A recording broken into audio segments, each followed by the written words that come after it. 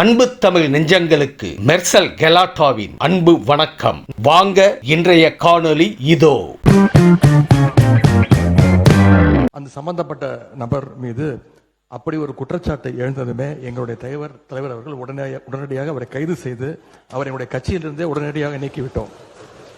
ஆனா இவங்களுடைய ஆட்சியில என்ன லட்சணத்தில் நடந்துகிட்டு இருக்கு என்பதை இன்னைக்கு மக்கள் பார்த்துக்கிட்டு இருக்கிறாங்க.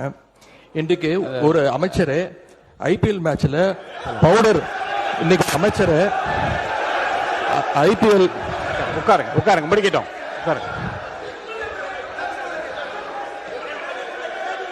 அவங்க குற்றச்சாட்டு வச்சா நான் குற்றச்சாட்டு வைப்பேன். எதுக்கு ஒன்னே ஒன்று சொல்றேன்.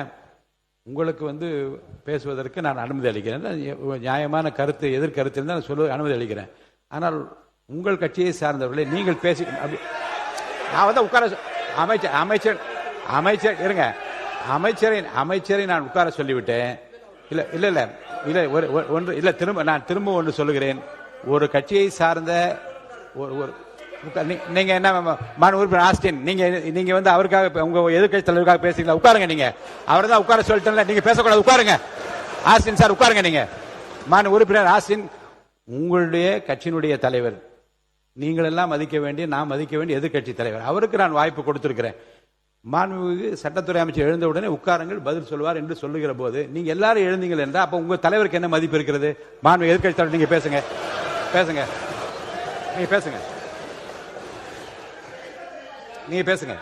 மாண்புமிகு பேரவைத் தலைவர்களே, ஒரு அமைச்சரே ஐபிஎல் மேட்ச்ல பவுடர் நுணுக்கிக்கிட்டு மாத்திரை நுணுக்குன்னு கதை விட்டாரு. அவர்கிட்ட உங்களுடைய காவல்துறை ஏதாவது விசாரணை நடத்துச்சா? அவர் மேல ஏதாவது நடவடிக்கை எடுத்திருக்கீங்களா?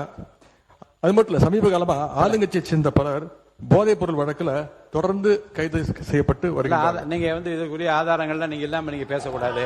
அமைச்சர் அவர்கள் பேசுறதுக்கு ஏதாவது ஆதாரம் கேட்டிருக்கீங்களா? அமைச்சர் அவர்கள் பேசுறதுக்கு ஏதாவது ஆதாரம் இருக்கா? நாங்க உடனடியாக கைது செய்யப்பட்டிருக்கோம், ஒரு கட்சியிலிருந்து நீக்கி இருக்கிறோம். உங்களுடைய அமைச்சர் ஐபிஎல் மேட்ச்ல பவுடர் நுணுக்கிட்டு இருந்ததை இன்றைக்கு உலகமே பார்த்துச்சு. பல்வேறு விமர்சனங்கள் வந்துச்சு. குழந்தைக்கு மாத்திரை கொடுத்தேன்னு கதை விட்டாரு. அதற்காக ஏதாவது விசாரணை நடத்திருக்கீங்களா? புகார் எடுத்திருக்கீங்களா? நடவடிக்கை எடுத்திருக்கீங்களா? கேட்க விரும்புகிறேன். அவை முன்னவர் வழக்கம் இந்த 100 நாள ஏற்படுத்த முடியாது. இந்த போதை பழக்க வழக்கம் நாங்கள் திருப்பியும் பதிவு பண்றோம். 2020 வரைக்கும், 2020க்கு முன்பு தமிழ்நாட்டில் போதை கலாச்சாரம் இல்லை, உறுதியாக நாங்கள் கூறுகிறோம். ஆனால் இந்த கலாச்சாரம் எங்க, ஆதாரம் இங்க இருக்கு. ஆதாரம் ஒரு பேச விட சொல்லுங்க. முதல் தைரியம் இருந்தால் என்ன பேச சொல்ல விடுங்க. பேசுங்க. உண்மை இருந்தால் அமைதியா இருக்கணும். உண்மையற்றவர்கள் தான் சவுண்ட் கொடுப்பாங்க. உண்மை இல்லைன்னா பயம் எந்திரிச்சு கத்த ஆரம்பிச்சிருவாங்க. எங்க பக்கம் உண்மை இருக்கு, என்கிட்ட உண்மை இருக்கு. ஒரு போதை கலாச்சாரம் தமிழ்நாட்டில் அதிகமா உருவாச்சுன்னா எங்க முதல்ல பிரச்சனை வரும்னா, குழந்தைகள் மீது பாலியல் வன்கொடுமை உருவாக்கப்படும். போதை கலாச்சாரம் உருவாகும் பொழுது குழந்தைகள் மீது பாலியல் வன்கொடுமை அதிகமாகும். இதுதான் ரெண்டுத்துக்கான நெருக்கம். அதுல 2020 தமிழ்நாடுடைய காவல்துறை அறிக்கை சொல்றேன். 2020ல 4338 கேஸ் போஸ்கோ வழக்கு. 2021 6064, கிட்டத்தட்ட 2000 கேஸ் இன்க்ரீஸ் ஆயிருக்கு. 2022 6580 கேஸ். 2023 6968 கேஸ். 2023 2024 குறிப்பாக நோட் பண்ணிக்கோங்க மாண்புமிகு பேரவைத் தலைவர்களே, 6968 இருந்து 10,046, 40% போக்சோ வழக்கு அதிகமா இருக்கு. அப்பொழுது இப்ப நாங்க ஆன்டி ட்ரக்ஸ் போர்ஸ் போட்டிருக்கோம். எங்களுடைய முதலமைச்சர் பிரச்சாரத்தை உருவாக்கி இருக்காங்க. முக்கியமான இன்னொரு ப்ரூஃப் சொல்றோம். மாண்புமிகு எதிர்க்கட்சி தலைவர் இதை பத்தி சொல்லணும். முக்கியமான ஒரு ப்ரூஃப், பாலியல் தொந்தரவில் 2.5 வயது பெண் குழந்தை பலி. கற்பழிச்சது திமுகவுடைய உறுப்பினர். 2.5 வயது குழந்தையை கற்பழிச்சது 2.5 வயது குழந்தையை கற்பழி திமுகவுடைய உறுப்பினர். இதை பத்தி இதற்கு முன்பு டெப்டி சிஎம் இருந்த இன்றைக்கு எதிர்க்கட்சி தலைவர் 2.5 வயது குழந்தையை திமுக உறுப்பினர் கற்பழிக்க பொழுது என்ன பேசினார், என்ன நடவடிக்கை எடுத்தாங்க?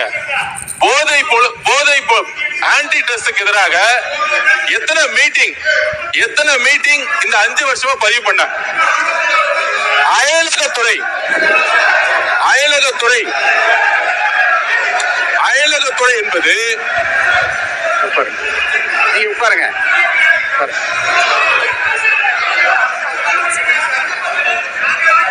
அதாவது அயலக யாராவது அயலகத்துறை என்பது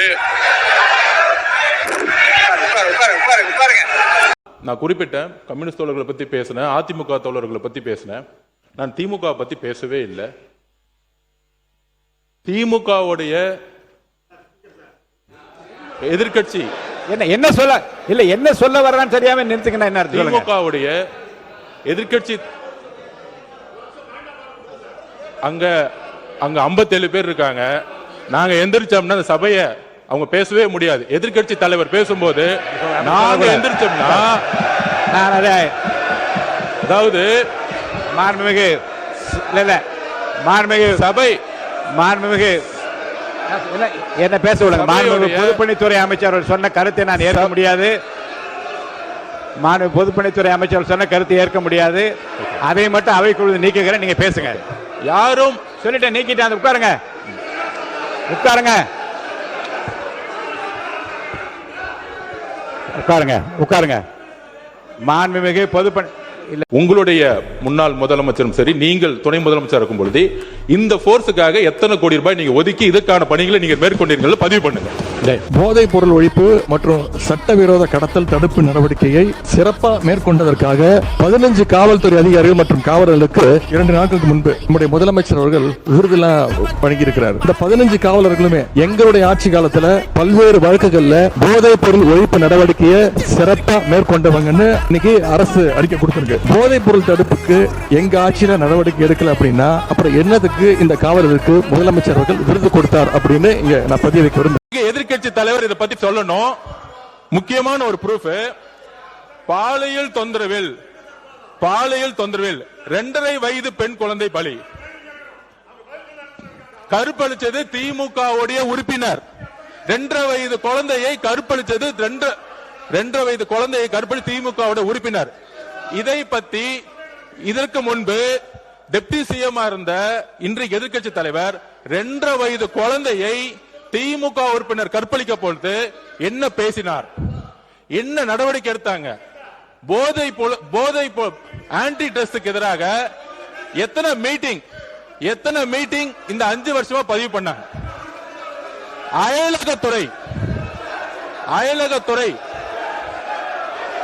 அயலகத்துறை என்பது உட்காருங்க.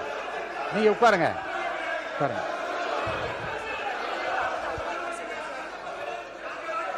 அதாவது அயலக யாராவது என்பது